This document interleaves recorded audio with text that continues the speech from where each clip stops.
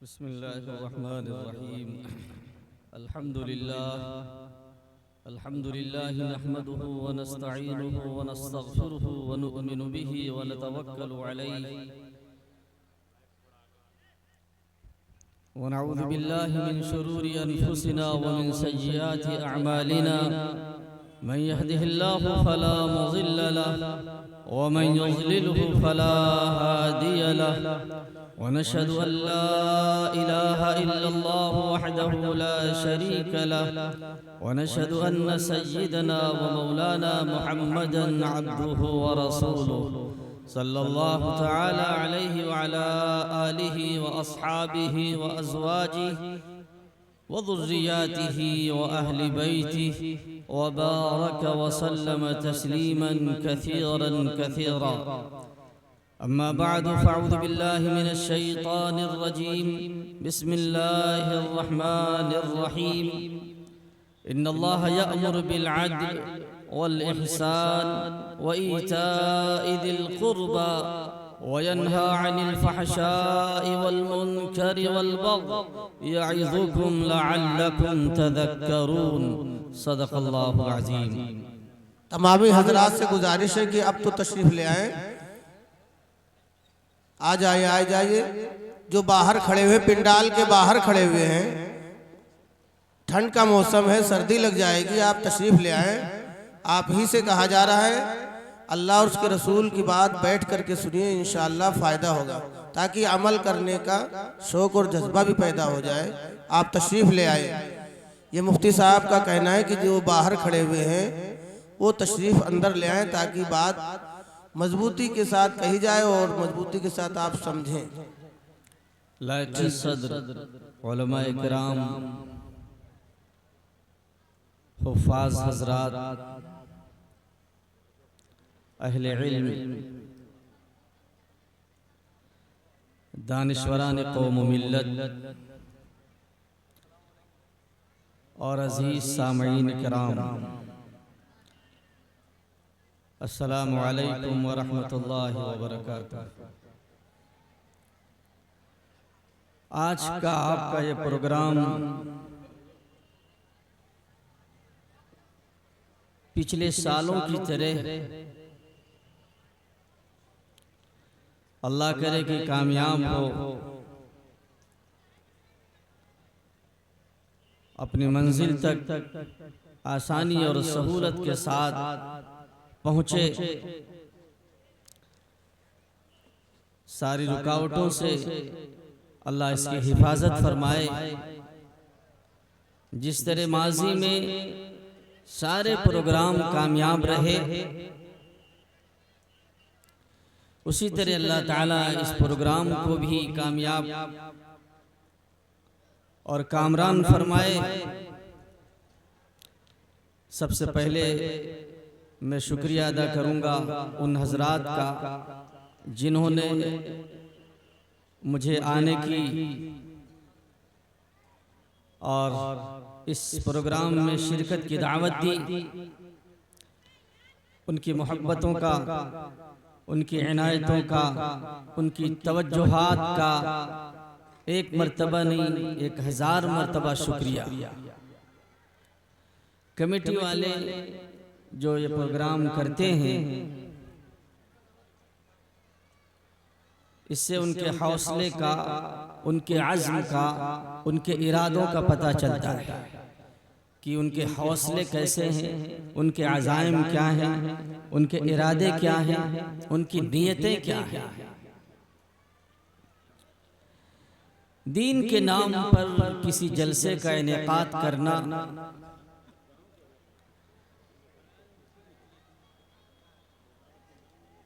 कोई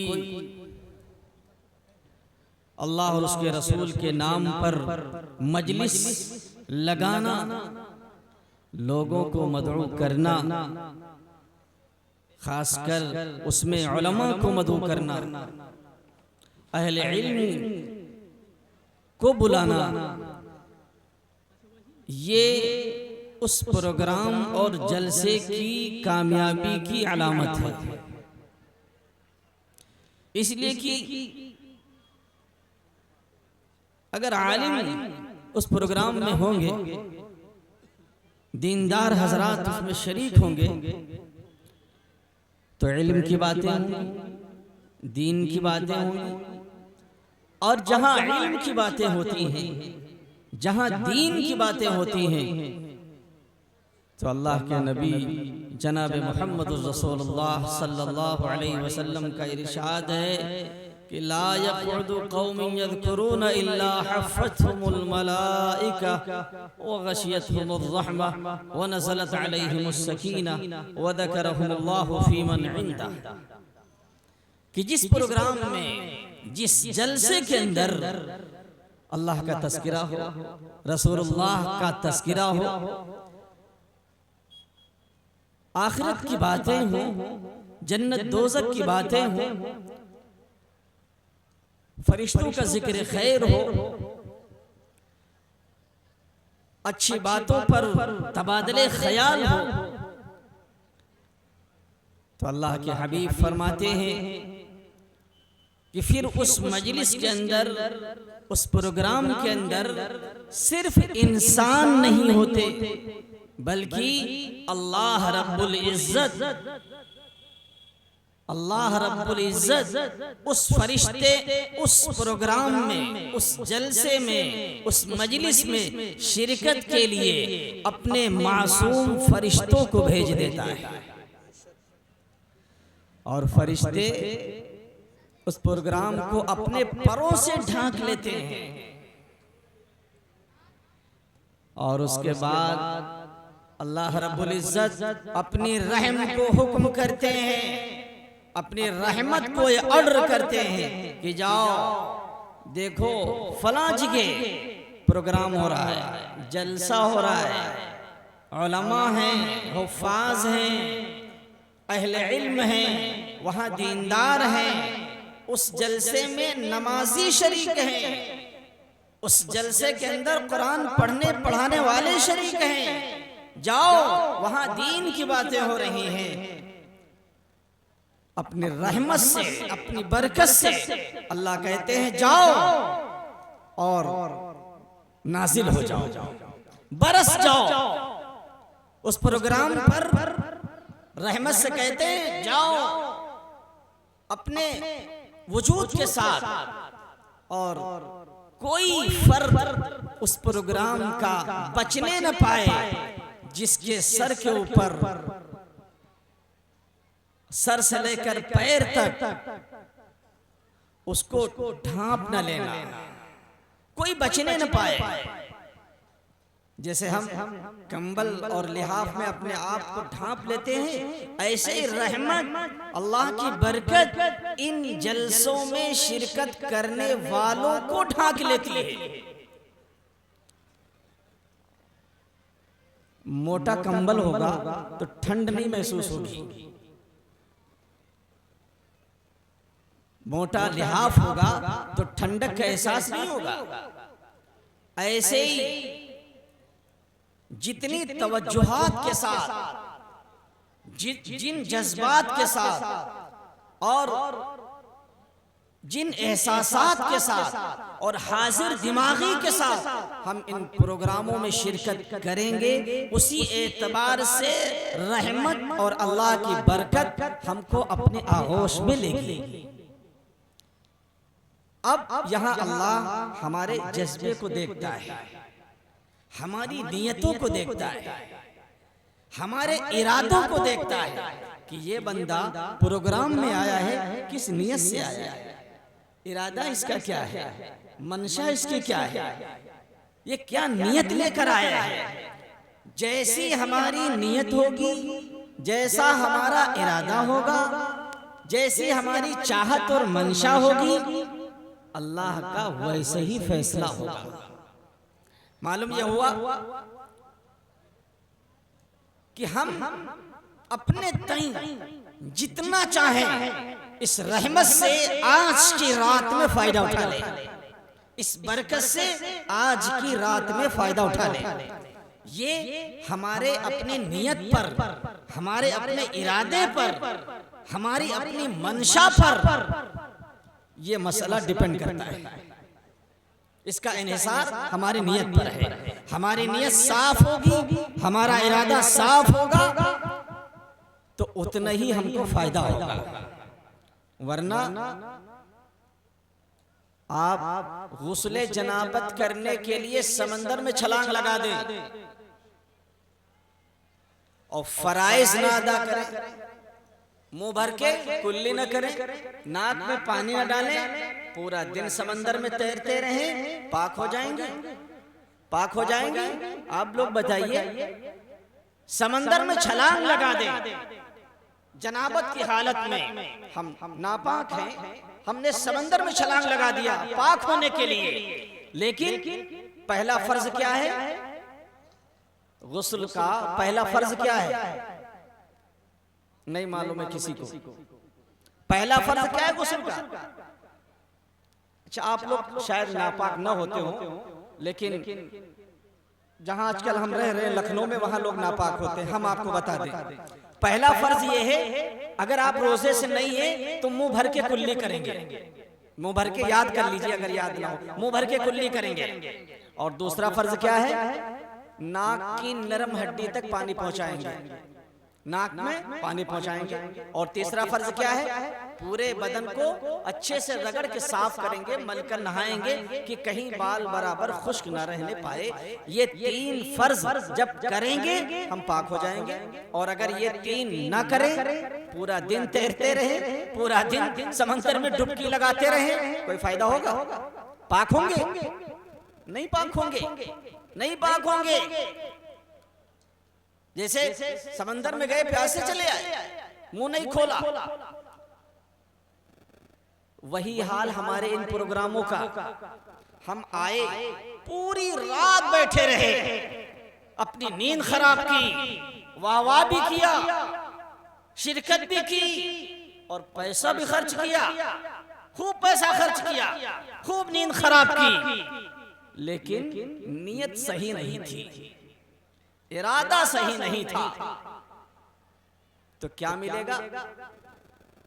जैसे समंदर में डुबकी लगाने वाला, वो तैरने वाला, दिन भर नहाने वाला, उसने तीन काम नहीं किए, वो पाक नहीं होगा। ऐसे ही हम यहाँ आए, शिरकत की, नींद खराब की, पैसा खर्च किया, वक्त भी लगाया, नियत साफ नहीं की, हम भी खाली हाथ वापस हो जाएंगे, कोई फायदा नहीं मिलेगा, कुछ नहीं मिलेगा, एक नेकी नहीं मिलेगी। और नियत अगर साफ है, अच्छा नियत कैसी होनी चाहिए, ये भी तो मसला है। अभी अगर पूछा जाए तो हर शख्स कहेगा नियत हमारी साफ, हमारी नियत में क्या खोट है, हमारी नियत तो साफ, हमारा इरादा नेक है। नियत का मतलब क्या है? हम दीनी प्रोग्राम में शरीक हुए, हम जलसा सीरतुन नबी में आए हैं, हम नातिया मुशायरे में आए हैं, जहां अल्लाह के नबी सल्लल्लाहु अलैहि वसल्लम की सिफात नज़्म की शक्ल में पेश की जाएंगी, नस्र में पेश की जाएंगी। हमको यहाँ से फायदा पहुंचे और जो बातें हमारे सामने दीन की आए, हम उन पर अमल करना आज ही से शुरू कर देंगे। ये नियत होनी चाहिए। पहली नियत कि वो दीन की बातें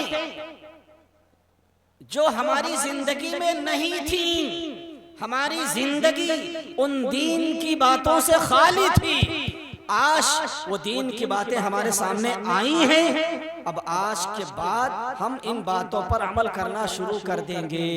ये नियत, ये नियत, ये इरादा। अगर ये नियत नहीं है, ये इरादा नहीं है, तो फजर की अजान तक हम बैठे रहेंगे, चले जाएंगे, कुछ नहीं मिलने वाला। तो सबसे पहली बात तो ये है कि नियत अपनी साफ करें, नियत अच्छी करें, इरादा अपना नेक बनाए कि जो बातें यहाँ दीन की बातें हम तक पहुँचेंगी, इंशाअल्लाह हम उस पर अमल करेंगे। नियत करते हैं आप लोग नियत करते हैं? बताइए, करते हैं? हाथ उठा के बताइए। जितने लोगों की नियतें खालिस हैं, पीछे वाले भी हाथ उठा सकते हैं, उनको भी इजाजत है। अल्हम्दुलिल्लाह, अल्लाह ने तौफीक भी आपने मेरी बात की कद्र की, अल्लाह आपको जज़ाए खैर अता फरमाए। अब एक गुजारिश और है, जो हजरात पीछे खड़े हैं या बैठे हैं थोड़ा आगे आ जाए तो मुझे बात करने में भी मजा आएगा, आपको सुनने भी मजा। अब यहाँ से बात शुरू हो रही है, ये जो तमहीद थी, तमहीद मुझे नहीं बांधना था, वक्त मुख्तसर था। अब यहाँ से बात शुरू होगी। जो कुरान पाक की आयत मैंने आप हजरात के सामने पढ़ी है, उसी की रोशनी में बस 3 बातें पॉजिटिव और 3 निगेटिव, 3 मुस्बत 3 मंफी, 3 बात काम करना है और 3 से बचना है। बस इसी आयत की रोशनी में बात करूंगा, बहुत मुख्तसर 10-10 मिनट के अंदर समेटने की कोशिश करूंगा। मैं आपके और शोरा के दरमियान ज्यादा देर हायल नहीं रहना चाहता। मैं समझता हूं कि इस वक्त के जज्बात और इस वक्त आप की मंशा और इरादा क्या है, मैं इसमें ज्यादा देर हायल नहीं रहना चाहता। मैंने आप हजरात के सामने कुरान पाक की एक आयत तिलावत की है। जो लोग जुमे के दिन खुतबे से पहले मस्जिद पहुंच जाते हैं और खुतबा गौर से सुनते हैं, और उन्होंने मेरी इस आयत को भी सुना होगा, वो समझ गए होंगे ये वही आयत है जो बर्रे सगीर की अक्सर मस्जिदों में जुमे के दिन दूसरे खुतबे में लास्ट में ये आयत पढ़ी जाती है। पूरे बर्रे सगीर में, हिंद, पाक, बांग्लादेश, नेपाल, ये बर्रे सगीर के ममालिक हैं। यहाँ दूसरे खुतबे में लास्ट में ये आयत पढ़ी जाती है। मौलाना भी पढ़ते होंगे, सुना है, इन्नल्लाह यअमुरु बिल अद्ल वल इहसान व इताइ दिल कुर्बा व यनहा अनिल फहशाइ वल मुनकरि वल बग़्य यइदुकुम लअल्लकुम तदक्करून। और उसके बाद एक आयत पढ़कर जमात खड़ी हो जाती है। इस आयत के ज़िम्न में अल्लाह क्या कह रहा है, एक नई बात आपको मिलेगी। आप जिंदगी भर से सुनते हैं आयत, कोई नई आयत मैंने नहीं पढ़ी है। कुरान में 6000 के ऊपर आयतें हैं, लेकिन आज मैंने, अल्लाह का शुक्र है कि अचानक मेरे जहन में बात आई। आज के इस खिताब के लिए मैंने कोई मुताला नहीं किया, क्योंकि मेरे पास फुर्सत ही नहीं थी मुताले की, बिल्कुल फुर्सत नहीं थी। मुझे पढ़ाने के लिए इतना प्रेशर है, इतनी किताबें पढ़ानी पड़ती बड़ी बड़ी बारीक, कि उससे फुर्सत ही नहीं मिलती है। ये जो आयत है हम सुनते चले आए हैं बचपन से सुनते चले आए हैं। आज हम जानेंगे कि अल्लाह इस आयत में कहता क्या है। अल्लाह से दुआ करें कि अल्लाह मुझे सही कहने की तौफीक अता फरमाए, और फिर हम सबको सुनकर उस पर अमल की तौफीक अता फरमाए। मैं जल्दी जल्दी इसको समेटने की कोशिश करूंगा। सबसे पहली बात अल्लाह ने इस आयत में क्या फरमाई, इन्नल्लाह यअमुरु बिल अद्ल, इन्नल्लाह यअमुरु बिल अद्ल। इसका सीधा सीधा तर्जुमा यह है, अल्लाह हुक्म देता है, अल्लाह हुक्म देता है अदल का। अदल के माने बराबरी, अदल के माने बराबरी, तवाजुन बरकरार रहे। जैसे तराजू में 2 पलड़े होते ना, कोई पलड़ा झुकने न पाए, कोई दूसरा उठने न पाए, तवाजुन बरकरार रहे। किस चीज का तवाजुन, किस चीज का तवाजुन? सबसे पहली तो यही बात जो मैंने भी नाम लिया, तराजू का। तराजू का पलड़ा, हम कोई चीज किसी को दे रहे हैं, एक तरफ रखे हैं बांट और एक तरफ रखा है सामान। अदल ये है, अदल कि बिल्कुल बराबर मामला होना चाहिए, लेने में बराबर होना चाहिए। ये नहीं कि जब देने की बारी आए तो थोड़ा सा उठा दें, सामान वाला कम दे दें, जब लेने की बारी आए तो उसको थोड़ा झुका दें। अदल जब घर के अंदर हो, एक तरफ बीवी है, एक तरफ माँ है, एक तरफ बीवी के हुकूक हैं, दूसरी तरफ बूढ़ी माँ घर के अंदर है, उसके हुकूक हैं। किसी के हक में कोई कमी ना आने पाए। बीवी का हक जो उसका है वो दिया जाए, माँ का जो हक उसका है वो दिया जाए। ये नहीं कि बीवी के हक को तो पूरा पूरा अदा किया जाए और माँ बेचारी परेशान रहे। माँ बीमार है, दवा का कोई इंतजाम नहीं, माँ भूखी है, उसके खाने का कोई इंतजाम नहीं, ठंडक लग रही है माँ के, उसके ठंडक का कोई इंतजाम नहीं, सही रात में बस रहने के लिए उसका कोई इंतजाम नहीं, न कपड़ों का इंतजाम, न खाने का इंतजाम, न सही रहने का इंतजाम। सारी तवज्जो बीवी पे। इसके अपोजिट बीवी की तरफ कोई ध्यान नहीं, सारी तवज्जो माँ की तरफ। माँ का पूरा पूरा ख्याल, अच्छी बात है, और बीवी तरफ कोई तवज्जो नहीं, उसकी तरफ उम्मीद लगाए बैठे हैं कि ससुराल से कुछ आ जाए तो इसको दे दूं। निहायत नाइंसाफी की बात। बीवी का जो हक है वो दिया जाए, माँ का जो हक है वो दिया जाए, बीवी का जो हक है वो दिया जाए, बाप का जो हक है वो दिया जाए। आपको मालूम है बाप जन्नत का दरवाजा है, दरवाजा अगर नहीं खुला तो आप जन्नत में नहीं जा सकते। ये नौजवानों सुनो, बाप अगर राजी नहीं है आपका तो जन्नत का दरवाजा उसमें ताला लगा है। जन्नत तो आपकी है, आपने इबादत करके जन्नत ले ली, लेकिन लगा है उसमें ताला। कैसे जाओगे? बाप को राजी करोगे तब ताला खुलेगा, जन्नत में जाओगे। ये बिल्कुल कुरान के इस लफ्ज का तर्जुमा कर रहा हूं मैं, ये इधर उधर के वाकया नहीं सुना रहा हूं, डायरेक्ट कुरान का तर्जुमा है। और ये वो है जो हर जुमे को आप सुनते हैं। पहला लफ्ज अदल, बराबर, तवाजुन बरकरार रहे। बच्चों के क्या हुकूक हैं, छोटे भाई हैं उनके क्या हुकूक हैं, बीवी के क्या हुकूक हैं, छोटी बहनें हैं घर के अंदर अभी, उनके क्या हुकूक हैं। कहीं अगर पलरा एक तरफ झुक गया और दूसरी तरफ उठ गया तो याद रखिए बहुत सख्त वईद है ऐसे लोगों के बारे में जो तवाजुन बरकरार नहीं रखते, एक तरफ के पर्दे को झुका देते हैं और दूसरे तरफ के पर्दे को उठा देते हैं। वो उठने वाला पलड़ा चाहे माँ का हो, चाहे बीवी का हो, चाहे बाप का हो, चाहे भाइयों का हो, चाहे बहनों का हो, और चाहे रिश्तेदारों का हो, बराबर कुरान ने जितना जिसका हक दिया है, हदीस ने जितना जिसका हक बताया है, वो आपको देना पड़ेगा। और नहीं देंगे तो कब तक के आप उस हक को दबाते रहेंगे? जब तक आपके जिस्म में ताकत है उस वक्त तक। जब आप बूढ़े होंगे तो आपका बेटा भी आपका हक नहीं देगा, ये भी याद रखिए। ये उसूल है अल्लाह का। जैसे शराब पिएंगे गुर्दे खराब होंगे, तय है गुर्दा खराब होगा, लीवर फेल होगा और आप मरेंगे। शराब असर करेगी, भले ही गुनाह माफ हो जाए। शराब पी करके एहसास पैदा हुआ, तौबा कर लिया, गुनाह माफ हो गया, ठीक है, लेकिन क्या वो शराब अपना असर नहीं करेगी? क्या गुर्दे को खराब नहीं करेगी? क्या लीवर फेल नहीं होगा? वो तो होगा ही होगा। ये तो नेचर है, इसको कहते हैं कानून नेचर। कानून नेचर कभी नहीं बदल सकता। याद रखिए, शराब पिएंगे गुर्दा फेल होगा, लीवर खराब होगा, किडनी फेल होगी, लंग्स खराब होगा और हम मौत का निवाला बन के रहेंगे। फिर दुनिया की कोई दवा, कोई इलाज हमें नहीं बता सकता है। अगर शराब पिएंगे, अगर नशा करेंगे, मुमकिन है कि गुनाह अल्लाह माफ कर दे, मुमकिन है कि तौबा इस्तिग़फ़ार के जरिए हम गुनाहों से पाक हो जाएं, लेकिन शराब और जहर पीने के बाद जिस्म के सारे अज़ा अंदर के खराब होंगे।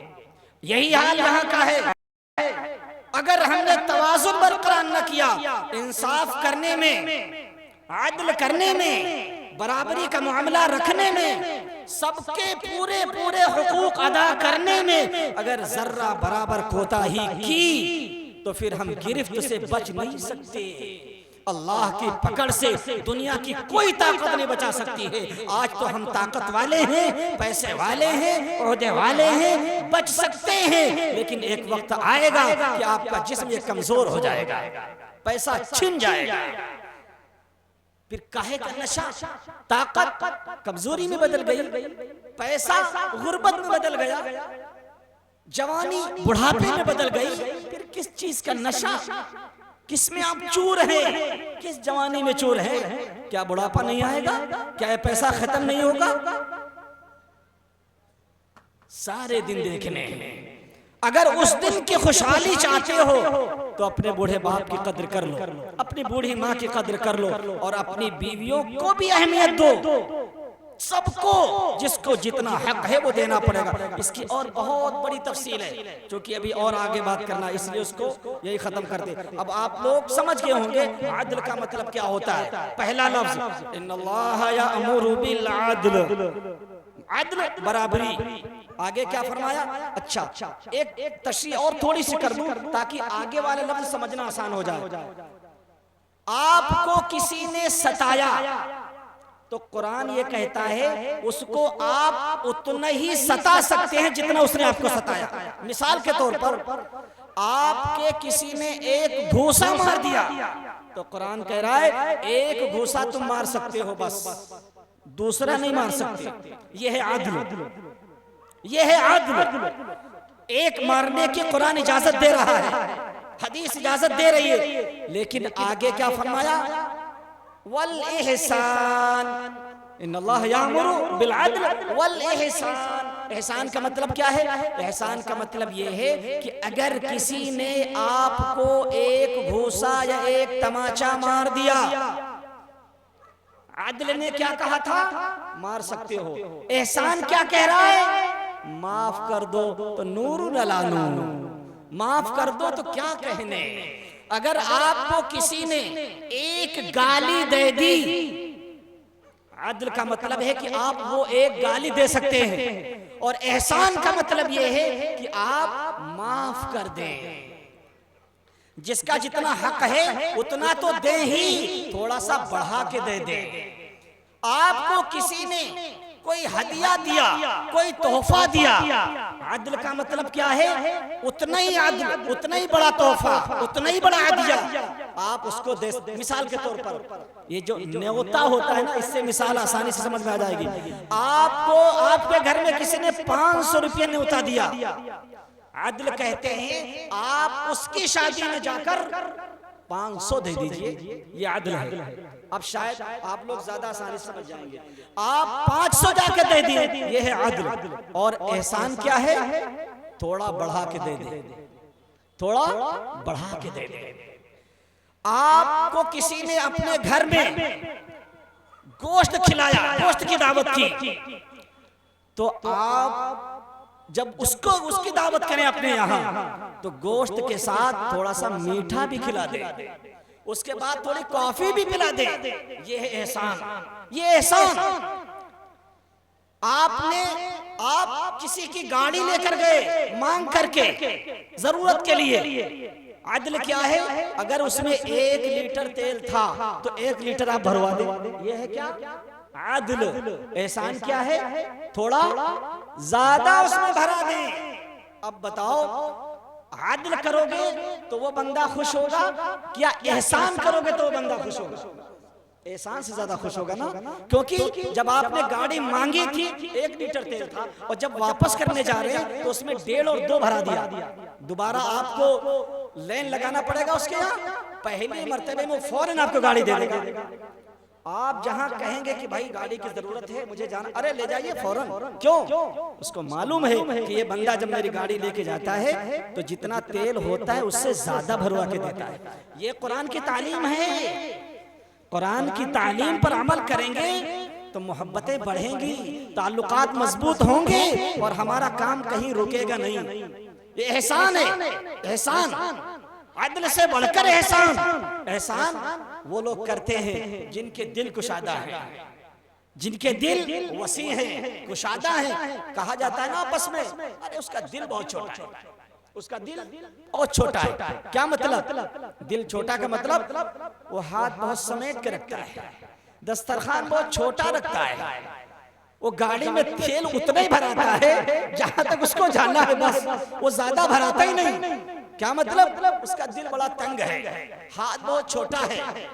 ऐसे लोगों की तारीफ कम होती है।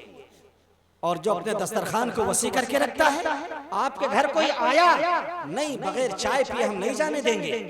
ये आपका स्टेटस होना चाहिए। कोई भी आपका जानने वाला हो या ना जानने वाला हो, आपके दरवाजे पे आ गया, नहीं भाई बगैर चाय पिए आप नहीं जाएंगे।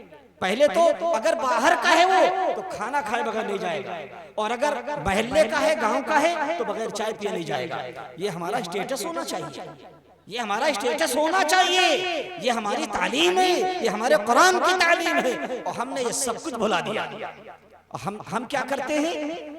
अगर कोई आने वाला है, उसने फोन किया, भाई घर पे है, मैं आना चाहता हूँ, अरे मैं यहाँ नहीं, मैं चांदपुर। घर के अंदर बैठे हैं, बता रहे हैं मैं चांदपुर, बांसुरा और महमूदाबाद में, और घर के अंदर बैठे। ये कितनी बड़ी वबा इस मोबाइल ने फैला दिया, कितना बड़ा झूठ बैठे बिठाए, गुनाहों का गट्ठर इसने लगा सर पे लाद दिया, फिरी का गुनाह। खाली मैं यहाँ नहीं, अरे आप नहीं मिलना चाहते, आप साफ कह दें कि भाई मैं किसी काम में मसरूफ हूँ, किसी दूसरे टाइम मुलाकात हो जाएगी। आप इतना कह दें मैं थोड़ा काम में मसरूफ हूँ, बिजी हूँ, किसी दूसरे टाइम मुलाकात हो जाएगी। इतना कहने में कोई गुनाह नहीं है। इतना कहने में सांप भी मर गया, लाठी भी नहीं टूटी। आप कहते भाई इस वक्त मैं मशगूल हूँ, मसरूफ हूँ, दो जुमले याद कर लीजिए, मसरूफ हूँ या मशगूल हूँ, किसी दूसरे टाइम मुलाकात हो जाएगी। आप घर में हैं भी, झूठ भी नहीं हुआ और मुलाकात से बच गए, किसी दूसरे टाइम मिल लीजिएगा। नहीं, मैं तो फलाने जगह हूँ और मैं तो सफर पे हूँ और मैं तो फलाने गांव में हूँ, झूठ भी बोल रहे हो, बिला वजह झूठ बोल रहे हो। क्या ये झूठ नहीं है? हदीस में आता है इदा कदिबल अब्द तबाअद अन्हुल मलक मिनहु मिन नतन बाजा अबी। जब बंदा झूठ बोलता है तो फरिश्ता जो उसके पास मौजूद है, रहमत का फरिश्ता, इस बंदे के झूठ की बदबू से 1 मील दूर चला जाता है, 1 मील दूर भाग जाता है। झूठ में बदबू होती है, संडास होती है। तो एक तो ये अदल और एहसान, व ईताइदिल कुर्बा, व ईताइदिल कुर्बा। देखिए कुरान की तालीम कितनी प्यारी तालीम है। यकीन मानिए किसी मजहब में ऐसी तालीम आपको नहीं मिलेगी जितनी प्यारी, जितनी शानदार और जितनी जानदार और जितनी ताबनाक कुरान की तालीम है। क्या कह रहा कुरान? पहले तो कहा अदल करो, उसके बाद कहा एहसान करो और उसके बाद कहा ईताइदिल कुर्बा, गरीब रिश्तेदारों का ख्याल रखो, उन पर खर्च करो। कितनी बड़ी बात है, कितनी अच्छी बात है, कहीं मिलेगी आपको इससे ज्यादा शानदार, इससे ज्यादा अच्छी तालीम आपको कहीं नहीं मिलेगी। आप बुद्धिज्म की किताबें पढ़ लीजिए, हिंदुइज्म की पढ़ लीजिए, दुनिया भर के मजहबों की किताबें उठाकर देख लीजिए, कुरान से ज्यादा शानदार तालीम आपको कहीं नहीं मिलेगी, कहीं नहीं मिलेगी। एक मैं गारंटी से कह रहा हूँ, आप सारी वेदें उठा के देख लीजिए, सारे ग्रंथ पढ़ जाइए, आप बुद्धिस्टों की किताब उठा के देख लीजिए और आप गुरु नानक की वो किताब उठा के, कहीं भी आपको कुरान जैसा पैगाम, कुरान जैसी तालीम नहीं मिलेगी। क्या कह रहा है? वईताइदिल कुर्बा, रिश्तेदारों पे भी खर्च करो। अब बताओ वो रिश्तेदारी जिसमें जो 5 साल या 10 साल से कमजोर चल रही है, बीच में कुछ बातें चल रही हैं या कुछ बातें पेश आ जाने की वजह से रिश्तेदारी कमजोर होने लगी, अगर आप उनका ख्याल रख लेंगे, कुछ तोहफा उनके यहाँ भेज देंगे, कुछ हदिया भेज देंगे, मिसाल के तौर पर ठंडक आ रही है, ठंडक में जो चीजें फायदेमंद हैं वो अगर आप अपने किसी अजीज रिश्तेदार के यहाँ भेज देंगे, उसका दिल कितना बड़ा होगा, कितना खुश होगा, कितनी दुआएं देगा। हम अपने अजीज रिश्तेदारों को छोड़कर जिनसे कोई ताल्लुक नहीं, उन पे खूब खर्च करते हैं। उनसे मत पूछे कितना खर्च किया जा रहा है, क्यों? वहां नाम होगा, वहां नाक थोड़ा ऊंची होगी, वहां स्टेटस हाई होगा, और रिश्तेदारों पे खर्च करेंगे, अजीजों पे खर्च करेंगे, कोई नाम तो होगा नहीं, लोग यही कहेंगे अरे रिश्तेदार ही तो था, खर्च कर दिया तो क्या बहुत बड़ा काम कर दिया। नहीं, कुरान कह रहा है सबसे पहले आपके पैसों का अगर कोई मुस्तहिक है, आपका घर और फिर आपके रिश्तेदार।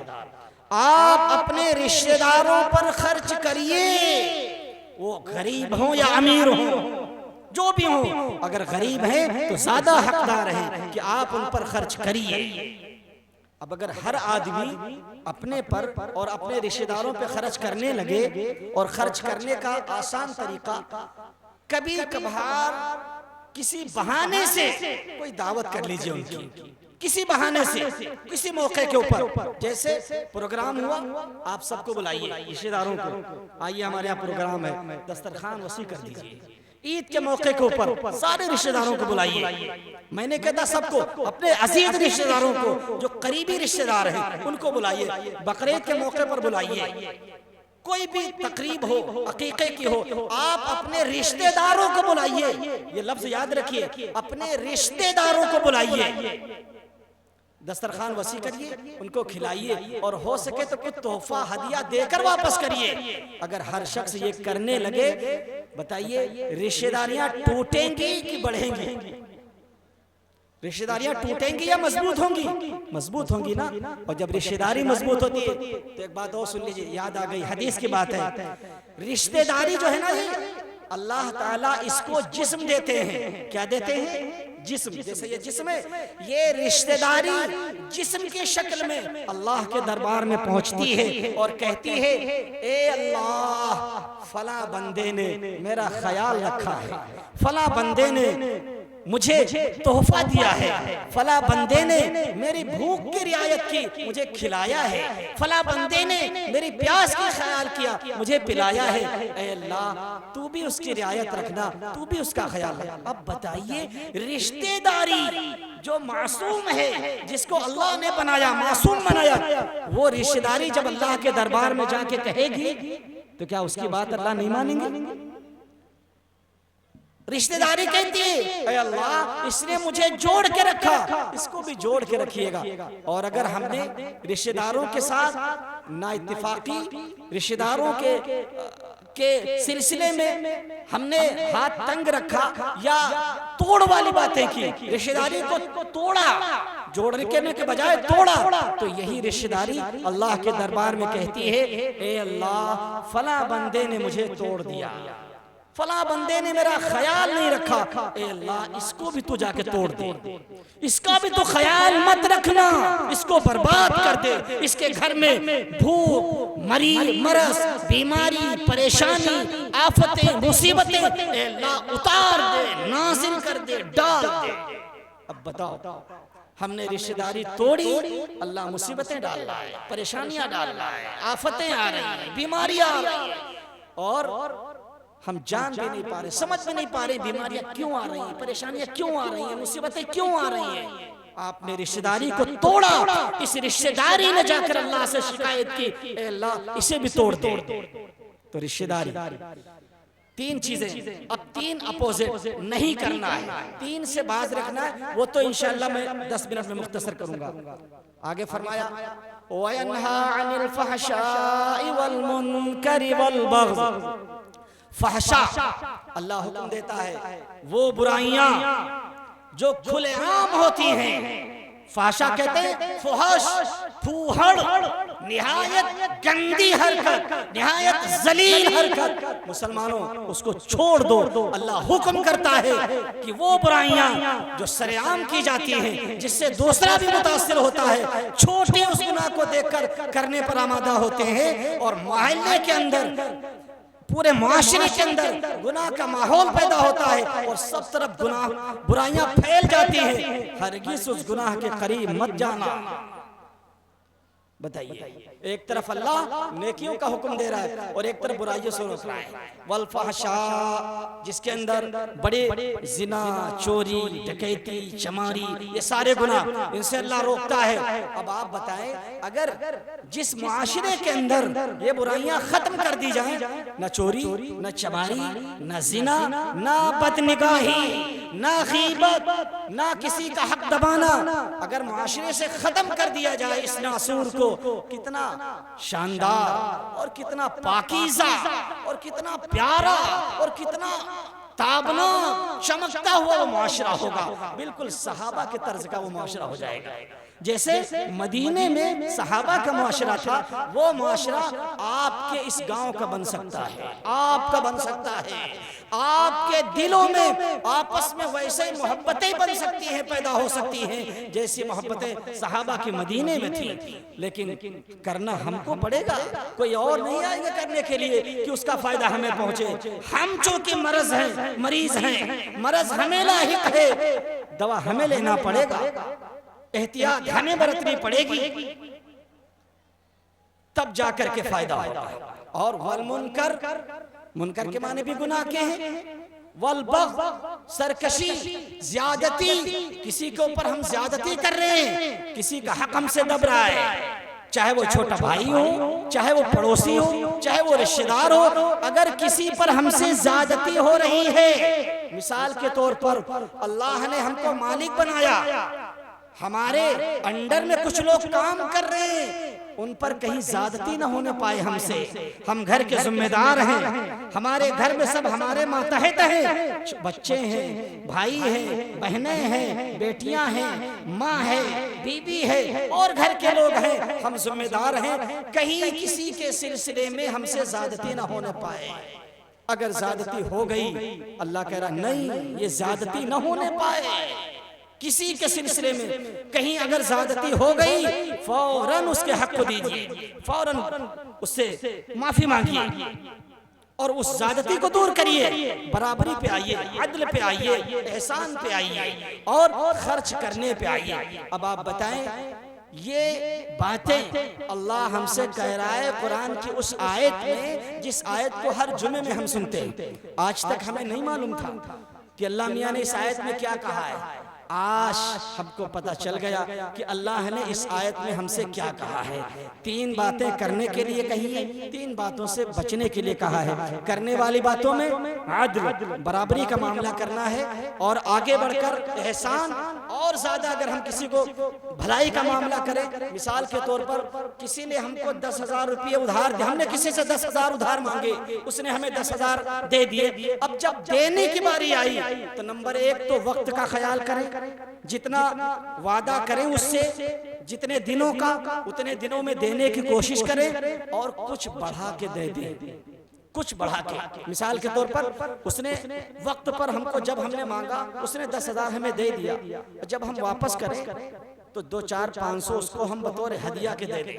ये मेरी तरफ से आप रख लीजिए, इसको आप सूद न समझिएगा, ये मैं खुशी में दे रहा हूँ क्योंकि आप मेरे वक्त पर काम आ गए, इसलिए मैं ये 200-500 में खुश होकर के दे रहा हूँ, बतौर हदिये के रख लीजिए, इनको आप वापस न कीजिएगा। वो कितना मना करे लेकिन आप दे दीजिए, एहसान, कितना खुश होगा उसका दिल, दोबारा मांगेंगे फिर दे देगा। और वक्त का ख्याल रखिए, जितना टाइम लीजिए कोशिश करिए कि एक दिन पहले देने की कोशिश करिए, एक दिन पहले आप अदा कर दीजिए। और देने वाले से क्या कहा अल्लाह के नबी ने, अगर आपने किसी को 10,000 उधार दिए हैं और आपने 1 महीने का टाइम दिया है और आपको ये मालूम हो गया कि फला आदमी 1 महीने में बेचारा नहीं दे पाएगा, उसको देने में 2 महीने लग जाएंगे, तो आप खुद उसके कहिए जा करके, अच्छा ठीक है 1 महीने और हमने बढ़ा दिया, 2 महीने के बाद दे देना। जानते हैं इसका फायदा क्या होगा? बस यही बात, आखिरी बात है, इस बात का कर मैं अपनी जगह लूंगा इंशाल्लाह। अल्लाह के नबी फरमाते हैं कि आपने जो 1 महीना बढ़ाया है, 1 महीना हर दिन, जैसे आपने ये नवंबर चल रहा है, आज 27 तारीख है और आपसे किसी ने उधार लिया था, उसने कहा था 27 नवंबर को वापस कर देंगे। अब जब 27 नवंबर आया तो वो आपके पास आया, उसने कहा कि आज हम इंतजाम नहीं हो पाया, थोड़ा सा टाइम हमें और दे दीजिए। आपने कहा ठीक है, मैं 1 महीना और दे रहा हूं आपको, 1 महीने के बाद दे देना। अब आज से जो आपका फायदा होगा वो मैं बताना चाहता हूं। आज टाइमिंग आपकी खत्म हो गई पहले वादे की, अब कल से आपकी मोहलत के दिन शुरू हो रहे हैं। आपने जो उसको मोहलत दी है, इसके दिन शुरू हो रहे हैं। अल्लाह के नबी फरमाते हैं कि अल्लाह मियाँ ने ये बात कही है कि जितना पैसा आपका है उसके ऊपर कर्ज का 10,000, मिसाल के तौर पर 10,000 हो, 20,000 हो, 50,000 हो, 1 लाख हो, उससे कम बेश हो, हर पैसे के बराबर, यानी 10,000 अगर है तो 10,000 अगर आप सदका करते तो कितनी नेकियां मिलती आपको? 10,000 सदका करने की 1 लाख, क्योंकि एक नेकी अल्लाह के यहाँ 10 से बदल जाती है। 1 लाख नेकी मिलती, अभी तक तो आपको नहीं मिली। अब आज के बाद अगर 10,000 था तो हर दिन 10,000 रुपये सदका करने का सवाब आपको मिलेगा। हर दिन 10,000 सदका करने का आपको सवाब मिलेगा, यानी हर दिन 1 लाख नेकियां आपको मिलेगी। जब तक वो वापस न कर दे 1 लाख नेकियां आपको मिलेंगी। तो इधर भी अल्लाह के नबी ने कहा नेकियां कमाना है उसको मोहलत दो, और उससे क्या कहा, वक्त का ख्याल रखना, जो वादा किया है उससे 1 दिन पहले पैसे वापस करने की कोशिश करना, और कुछ बढ़ा के भी दे देना, बतौर हदिया के, रिश्वत समझ के नहीं, खुशी समझ के दे देना कि वो आपके काम वक्त पर काम आ गया। ये वो बातें हैं जिनको अगर हम करें तो पूरा माशरा, एक फर्द से लेकर 1000, 1 लाख, 10 लाख तक सबके अंदर सुधार पैदा हो सकता है। लेकिन जरूरत इस बात की है कि हम अपने अंदर सुधार पैदा करने की कोशिश करें। जो बात मैंने पहले अर्ज की थी कि नियत हमारी कैसी है। नियत अगर हमारी खालिस है कि हम यहाँ से कुछ लेकर जाएंगे और अमल करेंगे, और अमल के जज्बे से अगर हमने कुछ किया है और यहाँ बात बैठकर सुनिए तो इंशाल्लाह फायदा होगा। और अगर नियत नहीं अच्छी है, बस खाली आ गए, शिरकत कर ली, चले देखे क्या भीड़ होगी, कैसा माहौल होगा, चले थोड़ा सा मजे लेते हैं, तो फिर कुछ नहीं मिलेगा। आपकी नींद जाए हुई, आपने अपनी नींद खराब की और वक्त आपका जाए हुआ, जैसे आए थे वैसे ही चले गए। नियत खालिस होगी कि जो बातें कही गई हैं इंशाअल्लाह इन पर हम अमल करेंगे तो बड़ा फायदा होगा, बहुत फायदा होगा। इतना फायदा होगा कि आप अंदाजा नहीं कर सकते। आपकी जिंदगियों में सुकून पैदा होगा, इत्मीनान पैदा होगा, जो सुकून आपको किसी टेबलेट में नहीं मिलेगा, किसी गोली में नहीं मिलेगा, किसी इंजेक्शन में नहीं मिलेगा। रुपया पैसों में सुकून नहीं है, याद रखिए। रुपया पैसों में सुकून नहीं है, बड़ी बिल्डिंग में सुकून नहीं है, ऐसी कमरे में लगी हो सुकून नहीं है। सुकून अगर है तो मोहम्मद रसूलुल्लाह की तालीमात पर अमल करने में। जो जितना ज्यादा अमल कर रहा होगा उसकी जिंदगी में उतना ज्यादा सुकून होगा, उतना ज्यादा इत्मीनान होगा, उतना ही ज्यादा उसकी जिंदगी सुकून, इत्मीनान, चैन से भरी हुई होगी। और जितनी हमारी जिंदगी सुन्नतों से दूर होगी, तालीमात नबवी से दूर होगी, उतना ही ज्यादा परेशानी, मुसीबत, खुराफात, टेंशन हमारी जिंदगी में भरे होंगे। हम क्या चाहते हैं? सुकून चाहते हैं, इत्मीनान चाहते हैं, तरक्की चाहते हैं, आपस में घर वालों में मोहब्बत हो, ये चाहते हैं तो नबी की तालीमात से जुड़ जाइए। नबी की तालीमात से जुड़ने में आफियत है और इसी में कामयाबी है। इसलिए कि हम मुसलमान हैं। अगर हम मुसलमान ना होते, हम जो चाहते करते, जिस तरह चाहते रहते, फिर अल्लाह फरमाता है उलाइका कल अनआम बल हुम अज़ल, इन ये जानवर हैं बल्कि जानवर से ज्यादा बदतर हैं, इसलिए कि इन्होंने कलमा नहीं पढ़ा। आज अल्लाह हमारी तारीफ क्या कर रहा है?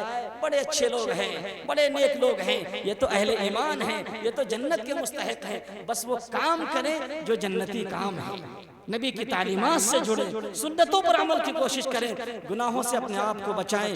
इंशाअल्लाह ऐसा ये माशरा और ऐसा सुकून और ऐसा इत्मीनान और अल्लाह की ऐसी रहमतें, ऐसी बरकतें, ऐसी रौनकें हम अपनी आंखों से देखेंगे जिसका हम अंदाजा नहीं कर सकते। अगर हम चाहते हैं कि हो औज सुरैया पे मुकीम, अगर हम चाहते हैं कि हो औज सुरैया पे मुकीम, पहले पैदा तो करें ऐसा कोई कल्ब सलीम, दिल पाक हो, साफ हो, सबके लिए गुंजाइश हो, सबके लिए जगह हो, जो आए उसका इस्तकबाल, जो हमारे दर पर आए बगैर चाय पिए वापस न जाए, बगैर कुछ उसको हदिया दिए हम उसको वापस न जाने दे। ये जिस दिन से हमने ये माहौल क्रिएट किया, ये माहौल बनाने की कोशिश करी, याद रखिए ये छोटा सा गांव, ये छोटा सा पुरवा बड़े बड़े शहरों के लिए आइडियल बनेगा, बड़े बड़े शहरों के लिए नमूना बनेगा, आइडियल बनेगा।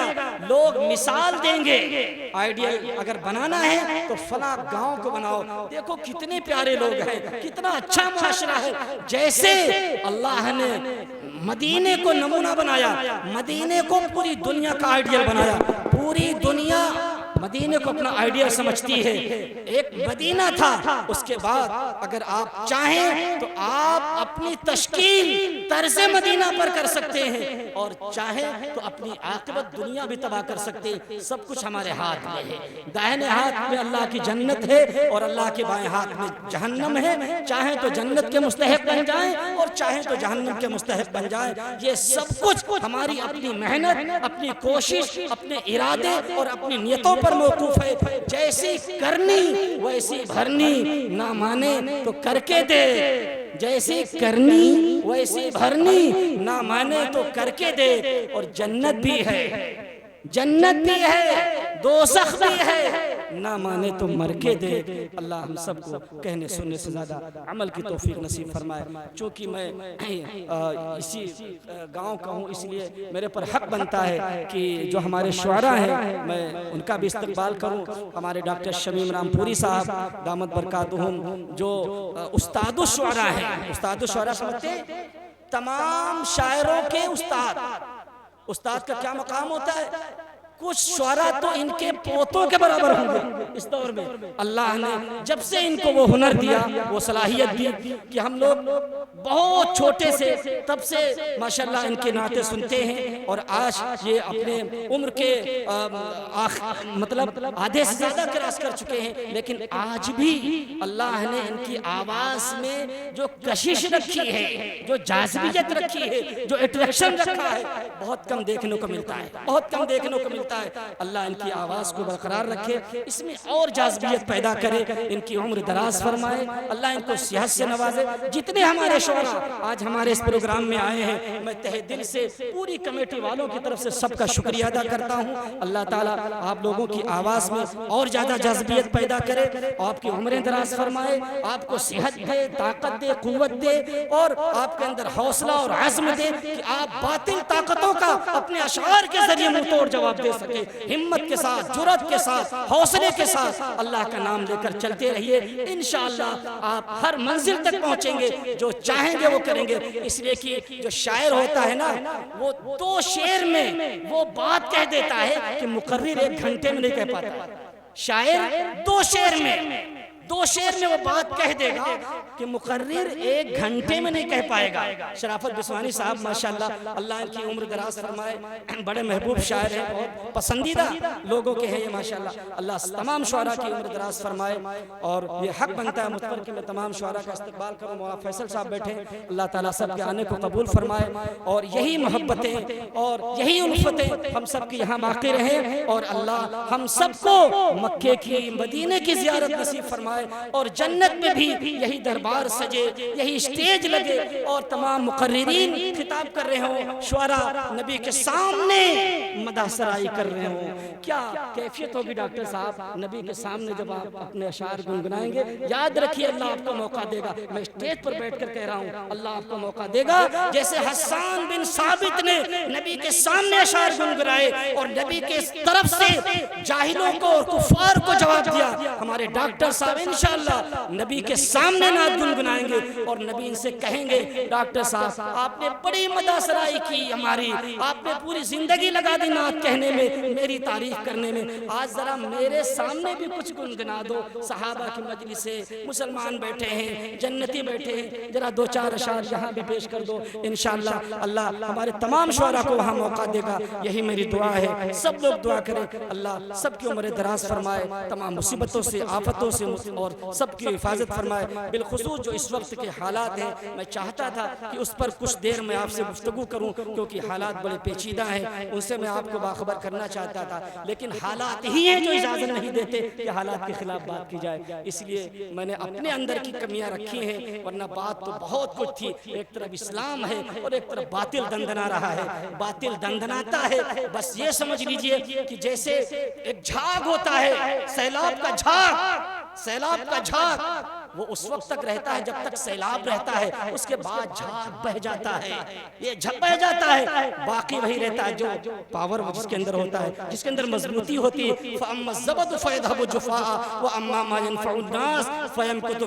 याद रखिए ईमान ये नफा बख्श चीज है, ईमान ये नफा देने वाली चीज है, ये कयामत तक बाकी रहेगी। बातिल ताकतें एक से एक आई, टकराई, चूर चूर हो गई। इस्लाम आज भी जिंदा है, ताबिंदा रहेगा, कयामत तक ताबिंदा रहेगा। याद रखिए, आप मायूस मत होइए, आप मुस्महिल मत होइए, आप हिम्मत से काम लीजिए, शुजाअत से काम लीजिए। इंशाअल्लाह व अंतुमुल अअलौना इन कुंतुम मुमिनीन।